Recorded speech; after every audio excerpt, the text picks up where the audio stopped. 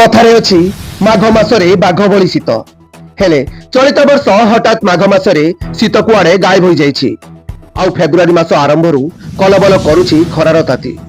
एपरिकी खरा दिन आरंभ न हेउणु 36 डिग्री पार कलानी पारद। राजधानी भुवनेश्वर आरंभ करी सबुठी प्रबल गरम। उपकूलठू आरंभ करी अभ्यंतर एवं दक्षिण ओडिशा रे प्रबल गरम अनुभूत हेउछि। तेबे माघ मासरे विभिन्न राज्यर भिन्न भिन्न तापमात्रा रही। आउ सबुठू आश्चर्य कथा जो समय रे पारद ह्रास पाइबा कथा से समय रे पारद बढ़ी बढ़ी चली। राज्यर तापमात्रा 36 डिग्री उपरे रहिथिबा पाणीपाग विभाग पक्षरु सूचना दिया जायछि।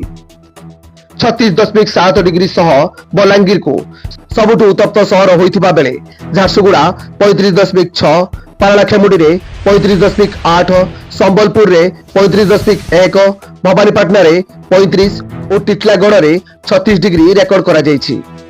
सेहिपरि रविवार दिन भुवनेश्वर तापमात्रा 34 डिग्री पार करि सारिछि।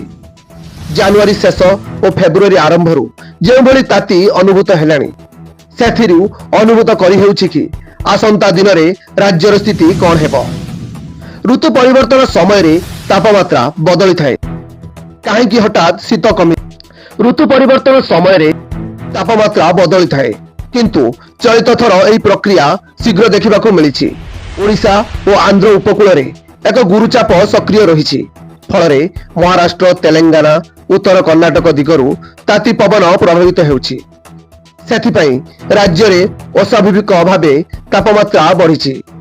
एहासह चलित वर्ष दक्षिण पश्चिम वायु शीघ्र आसीछि तेणु आकाश मेघमुक्त रहिछि। सेथिपई भी तापमात्रा वृद्धि पाइथिबा कथा कुआ जाउछि। काहेकि हेउछि घन कुहुडी। केवल सेतिकि नुह प्रत्येक दिन घन कुहुडी जनजीवन को अस्तव्यस्त करि पकाउछि। रास्ता घाट किछि देखा जाउनी। यातायात रे बाधा सृष्टि करुछि कुहुडी। सेथिपई तो अनेक दुर्घटना मध्य घटुछि। तेबे तापमात्रा अधिक कारणरू संध्या समय रे समुद्र आड़ू पवन आसुछि। पवन सह आसुथिबा जलीय बाष्प ऊपर को न जाई वायुमंडल तल भाग रे रहुछि। फलरे राज्यर विभिन्न स्थान रे घन कुहुडी देखिबाकू मिलुछि। ब्यूरो रिपोर्ट 10 बजे टीवी।